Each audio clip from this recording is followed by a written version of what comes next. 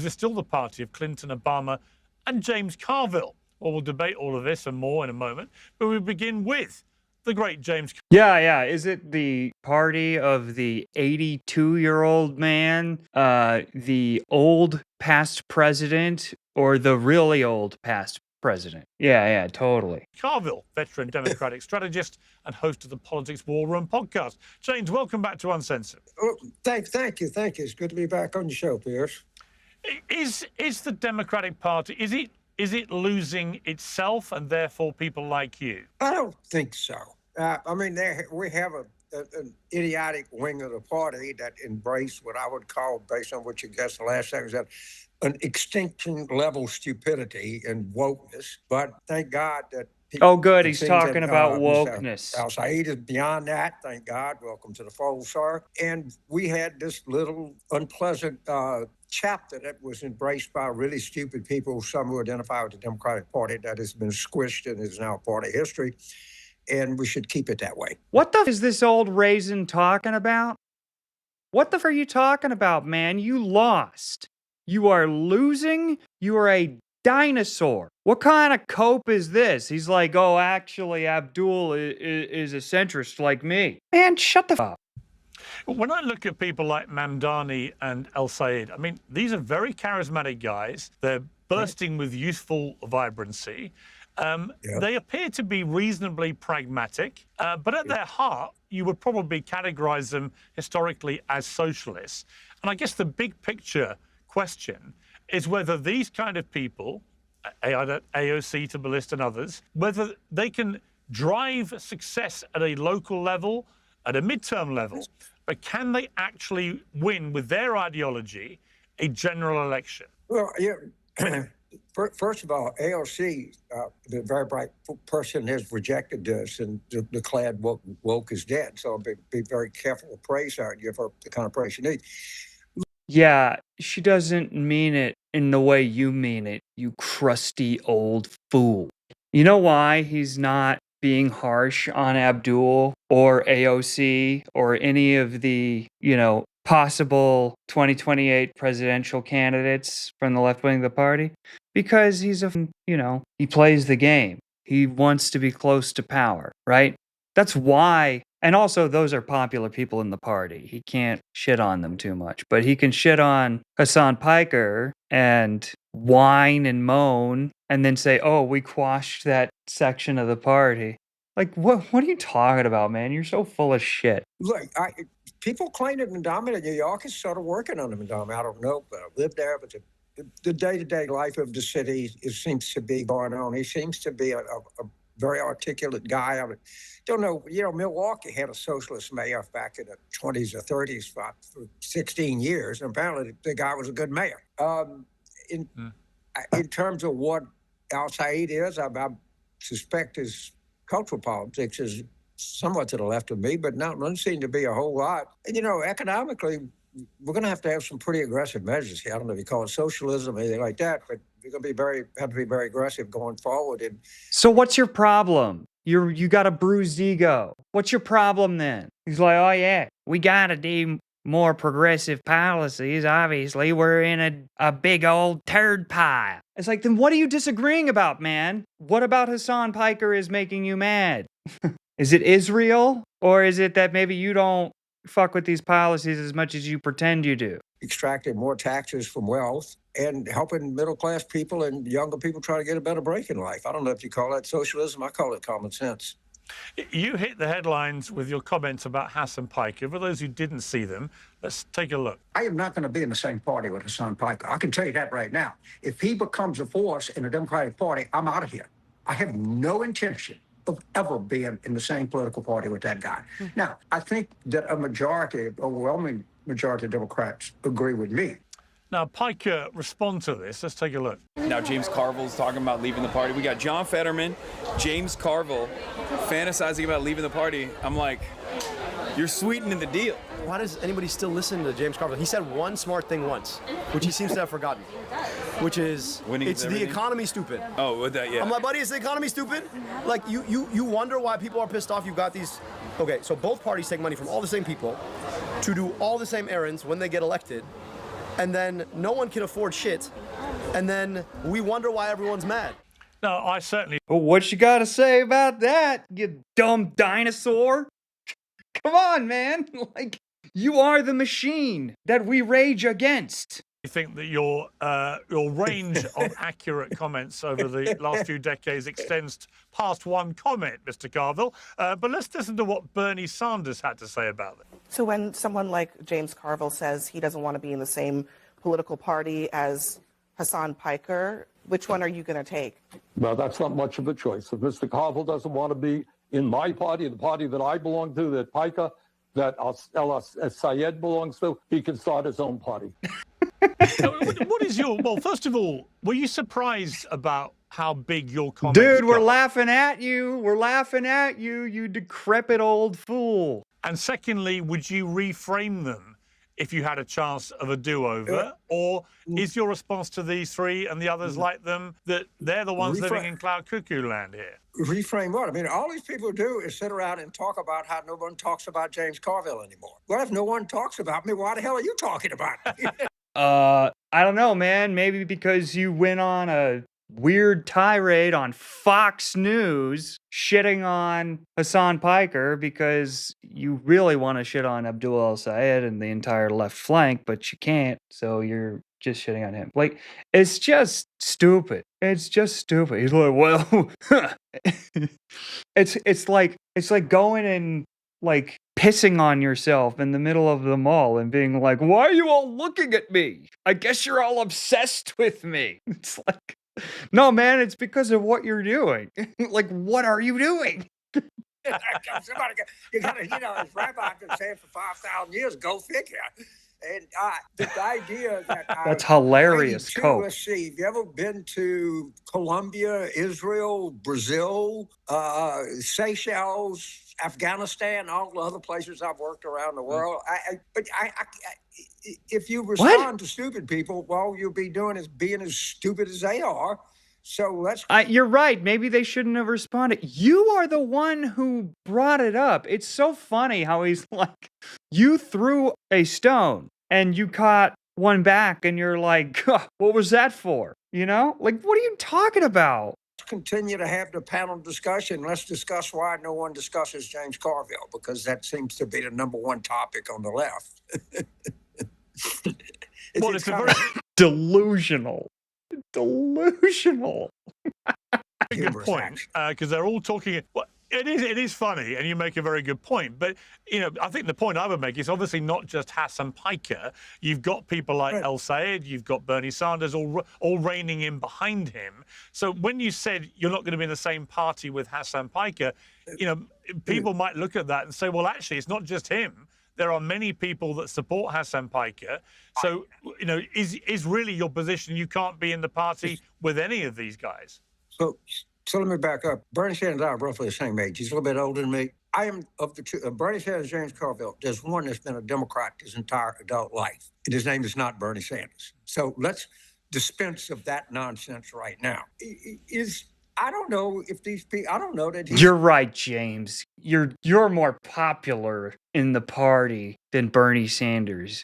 You're more instrumental to the party than Bernie Sanders, because Bernie only caucused with the Democrats for years and never, and didn't join the party until he ran for president.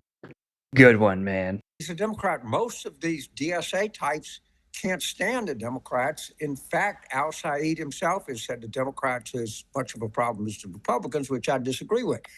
But when I look at him and I look at Mike Rogers, who's a lackey for the entire pharmaceutical industry, who is an election denier, then I'm going to take El-Sayed every time. Would I take him in a vacuum? Probably not. But against a clown like Rogers, who is an election denier running for the United States in the year 2026, who has never at once opposed the interests of Big Pharma, yeah, I'm going to be for El-Sayed. Summer is almost upon us, and if you're not completely satisfied with your beach body, my condolences. Jesus Christ. Better tell them that I sent you. Well, one of the big issues facing the party is how to deal with the big issue of Israel. You said this week, and I want to just go over it again with you once you hear it again. There's no place, any place for criticism of the government of Israel in the Democratic Party, there's no place for anti-Semitism. But if you want to be anti-Semitic, go form your own party. I am a full supporter of the right of a Jewish state on the Eastern Mediterranean. You just said there's no room in the Democratic Party for criticism of the Israeli government and then tacked on or anti-Semitism? You are a psycho. What? I think the only way to have that is you have to have a corresponding Palestinian state, fully recognized. You have to have security zones. You have to have massive aid to the Palestinian state. And we got to have peace and not war. Now, did I mishear what he said? Facing the party is how to deal with the big issue of Israel. You said this week, and I want to just go over it again with you once you hear it again. There's no place, any place for criticism of the government of Israel. There's no place, any place for criticism of the government of Israel. What? You mean the government currently engaged in a genocide? One who's currently illegally occupying the West Bank, Golan Heights, and Lebanon? There's no room in the Democratic Party for criticism of a government that runs concentration camps, that is an apartheid state, that uses starvation as a tool. There's no room for criticism for any of that in the Democratic Party? Are you insane? In the Democratic Party, there's no place for anti-Semitism. But if you want to be anti-Semitic, go form your own party. I am a full supporter of the right of a Jewish state on the Eastern Mediterranean. I think the only way to have that is you have to have a corresponding Palestinian state, fully recognized. You have to have security zones. You have to have massive aid to the Palestinian state, and we got to have peace and not war. Now, I can't stand Netanyahu. And the big change that I've seen in Israel is they used to actually try to get people to like them. They don't do that anymore. And I detest the settlements, right? And I would love to see... You don't detest any of those things as much as you detest the Palestinian movement. Policy changes in the government of Israel. But I am a firm believer in the state of Israel. Now, these comments, James, also blew up, particularly about your opening line there. There's no place for criticism of the government of Israel in the Democratic Party. Donnie O'Sullivan from CNN, who interviewed you, thought you may have misspoken there. What did you actually mean? Did you mean that you shouldn't be able to criticize the Israeli government, for example? Well, if that were the case, I would have to resign from the party. I don't know. It'd be hard to find. I guess that people are more critical of Israeli policies, Israeli government than me. But stand in line. I tried to beat the same government. In fact, succeeded in the turn of this century. So I don't know how it came out. Yeah, except, it's a little bit hard to believe that he doesn't mean it when he's got so much animosity for anti-Zionists in the party. It's pretty clear over a lifetime what my view is. I support the right of the state of Israel to exist. I am appalled by the policies of the current government of Israel. I can't be any more clear than that. But I don't know how something came out or how somebody takes it, but it's pretty consistent my whole life. And thank you for running that so actually people get some context of what I think. Yeah, no, well, I think I knew what you were trying to say, and I do know your history of what you said about it. I share your view. I absolutely believe in Israel's right to exist in the state of Israel, but I also abhor a lot of the stuff that this current Israeli government is doing. When you say there's no place for anti-Semitism, I completely agree with you, but many people who are big supporters... Do you think there were people in the Confederacy who said that? They were like, I think the Confederacy has the right to exist, but I don't agree with slavery.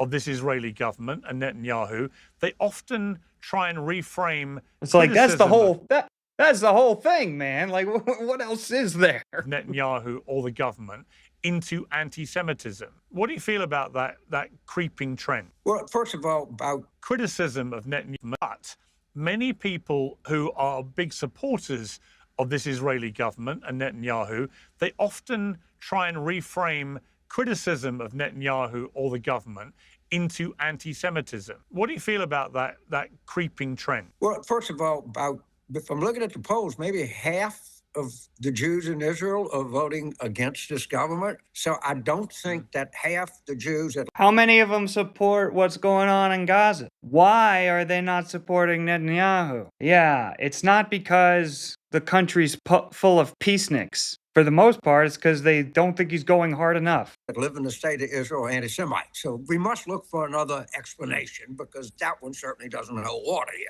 And that's the easiest thing in the world, is to just go around calling people anti-this, anti-that. And, you know, when you would know this because you're in the public eye, sometimes you just gotta shrug it off. It's just part of what it takes. But going forward, I suspect there's going to be a different government in Israel come, I think it's October 27th this year. Please hurry. You know, maybe we will have some different policies. My problem with people are not the people that criticize the government of Israel. I have no problem with that. When you criticize the Jewish people, then I got a problem with you. That's different. I don't know. Yeah. I'm Irish. I can criticize the government of Ireland. Obviously, they probably criticize all themselves over there. But you got to make the distinction between the regime and the people. Yeah, they do, man. And you and Zionists do not accept it a lot of the time.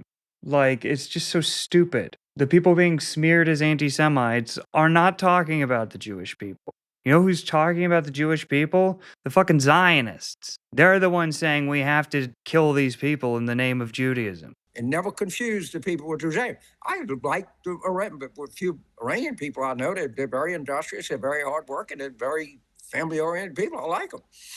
I don't like the regime, but that's a different thing. Yeah. So we're going out with old white man polite racism. Yeah. I just want to end with some predictions from you, James. Polymarket, their predictions for the Democratic presidential nominee 2028 have Gavin Newsom out front on 18%. John Ossoff follows on 16%, interestingly very close to Newsom. AOC on 15%, Kamala Harris on 8%. First of all, what do you think is going to happen in the midterms? And then I'll come to the wider general election. Right now, and this is subject to change, I think the Democrats win the House easily, and I think they win the Senate, and I don't think it's going to be particularly close. And I don't see any evidence that says I shouldn't have that position. If I see evidence to the contrary, but I'm not, the other thing, Pierre, let me be very clear here, I'm not very good at predicting elections. That's not kind of what that's not my, I don't think the best NBA coach is that good at predicting who the champion's going to be, but I don't know. And I would always just add it. Oh, yeah, because you're the best. Early polling in presidential nominating process tends to be relatively useless. I mean, the front runner may win, but that generally doesn't happen. I mean, you're quite good at predicting elections because I lost quite a big bet to you, and I still haven't settled that debt with you. We got you. You may remember, I think it was in Virginia. So I think I owe you. We're going to Scots. So I think I owe you £1,000 dinner, which I will honour next time you're in London when I'm there. Let's just turn quickly to the general election then. 2028, Newsom still out front, Ossoff right on his tail, AOC and then Kamala. Do you see any world in which Kamala Harris becomes the nominee again? And if it's not going to be her, who would you personally like to see, based on who's there at the moment, coming to the fore? Well, certainly she runs. If she wants to run, she should run. She has a feeling that even though she got the nomination too late, and Biden, some people have been critical, and now if you run and you start, and by the way, this field is going to be so talented, I can't wait. And this is one of these things where I actually just want to watch, because I don't think that people sufficiently understand the level of talent in today's Democratic Party, particularly at the potential presidential level. And boy, you would have... I mean, are you talking about Gavin Newsom and Kamala Harris? Because if so, no. But I think there's going to be a lot of people who give it a shot to push the conversation, and that's good. Have to be really foolish to try to get out ahead of this, because, you know, once they start competing, and once you start seeing them on these forums and town halls all over South Carolina, or New Hampshire, Nevada, or Michigan, or wherever it is, people will start forming opinions. And I can't wait for people to see this. And I'm like anybody else. I'm going to get my bag of popcorn and watch this thing, because there's going to be some real talent out there, real talent. We're about to have a panel, James, including Cenk Uygur, who posted on X this week, is there anyone doing more damage to the Democratic brand right now than James Carville? He's out there on every network screaming like a banshee about how extreme Democrats are. Why? Because he's bitter that the pro-corporate, pro-Israel wing of the party isn't getting its way. What would you like to say to Mr. Uygur before we turn to the panel? You know, opinions, as the Marine Corps would say, opinions are like noses. They didn't say noses, but I'm not going to say the word. Everybody's got one. You got one. I got one. The whole world. Everybody got an opinion. All God's children got an opinion. Some opinions are better than others, but that's okay. Like I said, comes with the territory. I'm used to it. And let's have another panel discussion on... I don't think he asked about how you feel about being attacked by Cenk. I think he was asking about, what Cenk was saying, but sure, whatever. Why no one talks about James Carville anymore? James Carville, great to have you back on Uncensored. Thank you very much. See you, Scott. Thank you, man. Joining me on the panel. For the record, nobody really does. Like, we're going to forget him so quickly. And he'll pop back up again, perhaps when he dies. But yeah. All right. Have a good night, everybody. I'm going to get going too.